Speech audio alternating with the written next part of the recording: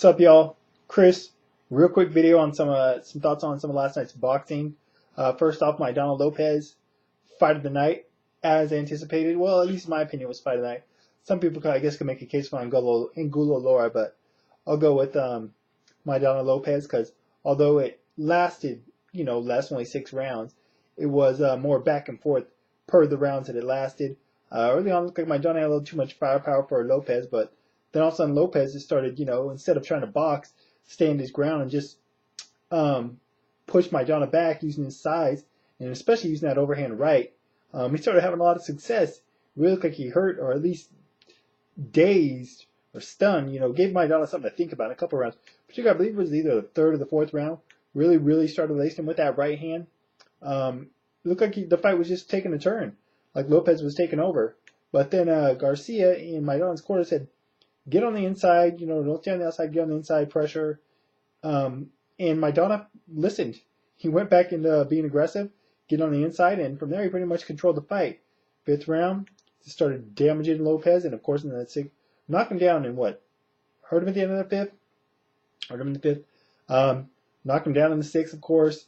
Lopez, dude's got major cojones and heart, got up, but of course Maidana was all over him. I don't think you could really debate the stop. I mean, you can debate it, but Lopez was going to get taken out regardless. The refs just did him a favor by didn't let him get knocked out. But a good win for Maidana. A good showing for Lopez. I mean, especially when you consider the fact that this guy fought consecutively Ortiz, Canelo at 154, and now he moves down to fight Maidana. You got to give credit to Lopez, win or lose. The guy definitely he's willing to take a risk every time out, it seems like. As for Maidana, good win. It's unfortunate. Eventually, if he stays in this division, he's most likely going to get waxed by Broner, but, that's neither here nor there until it happens. As far as the other fight on Showtime card that I watched, Angulo Laura, like I said on my predictions, it wasn't as one-sided as some people thought it was going to be. Angulo made a fight of it with his pressure and his aggression and his body punches, but even then, I thought Laura was still landing the more significant shots throughout. Of course, Angulo dropped him twice. When he dropped him that first time, I thought it was over, man. Laura went down hard. I thought the fight was going to be done. But credit to Arizlanda, he got up and actually did better than Angulo for the remainder of that round. But in that round, Angulo was going to be tired. I'm like, no, don't let this be a Angulo-Kirkland situation all over again. It wasn't, but ultimately, similar result. Once again, I thought Arizlanda and Laura was taking control of the fight, and of course, Angulo knocked him down again, and it's like, oh, shit, just when you think that Laura's taking control, Angulo knocked him down, has him hurt, obviously shows that he's a risk, and he, flips up the scorecards, makes it close again. But even before it was stopped, you could just see Angulo's eye already swelling up in that round, the 10th round. I'm like, oh, no, that's not going to be good for the remaining couple of rounds. And, of course, it wasn't. Angulo got popped in. He said he got thumbed. Hard to tell in the replays. Either way, that fight wasn't going to go on much longer. I don't know if it's a thumbing or not, but it was a TKO. I'm not going to get on Angulo for quitting. Granted, I'm a fan of El Perros, but either way, that eye was looking bad. Even when I think the doctor touched it, he was like, ugh, it kind of winced, like, don't touch it. So imagine when someone's hitting it flush. Shitty way to end a fight, but either way, Laura gets a pretty good win. All right, as for Hopkins and who did he fight? Charlo or someone? I didn't even watch that fight, to be honest. I'm glad I did. Sounds like I didn't miss out. Gamboa versus Perez. That fight sucked. Man, I missed the old Gamboa. He was much more excited. I don't know what happened. He got with 50 Cent, and I don't know if it was a time off. I don't know what it was, but he just does not look impressive anymore. He's still fast. I suppose he still has the power, but we're not seeing any flashes of it.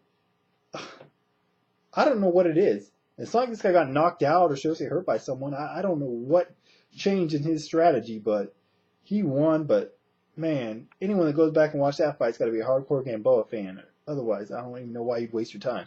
As far as the main event, Adonis Stevenson showed Chad Dawson that his pin hand was strong. Laid it down on him with the left.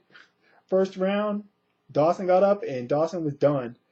Absolutely no problem with the stoppage. Anyone that thinks this fight would stop too soon is either hates Dawson or wants to see him get stretchered, or loves Dawson and thinks he had a chance to make a comeback. He didn't. Dawson was done. He didn't even. You seen him on the replay, the second replay, kind of mumbling something, but his legs were gone. He obviously wasn't there. Got up on instinct, if nothing else. But give him credit for getting up. But that fight would have been allowed to continue. Stevenson would have hit it one more time, and it would have looked like Roy Jones versus Glenn Johnson type situation, something like that, if you recall that fight. I don't know, man. Dawson, these days at the top of the light heavyweight division, I don't know, man. I don't know if he's going to be able to come back from a loss like this, especially after the way he got clowned by Ward. Obviously, he'll go out and find another new trainer, so we'll see who he goes with this time. Maybe he'll go with Freddie Roach. Who knows? Maybe he'll go with Robert Garcia. I don't think he's tried those guys yet. Nacho Beristain? Who knows? Maybe you'll go back to, maybe go to Roger Mayweather. I don't know. But as for Stevenson, great win. What can you say, man? You can't take a whole lot from the fight except for he's got some serious fight-changing power, fight-ending power, and I'm not HBO. I'm not Lampley. I'm not all on Ward's nuts or Hopkins being like, oh, those are bad matchups for him. Why wouldn't you want to fight those guys? Those are Hopkins is probably the most money, and Ward, yeah, that's a bad style matchup for him. But either way, I'm just glad he's calling out these guys. Either way, though, looking forward to seeing what's next for him. I'd like to see him fight Pascal myself. But good win for Stevenson, and good night of boxing, pretty much, except for that Gamboa fight. And like I said, I didn't watch the opening fight on Showtime. But anyways, thoughts on the fights, results, anything else in general. Science Binds related links in the official video as always. That's it for now. Till next time, I'm out.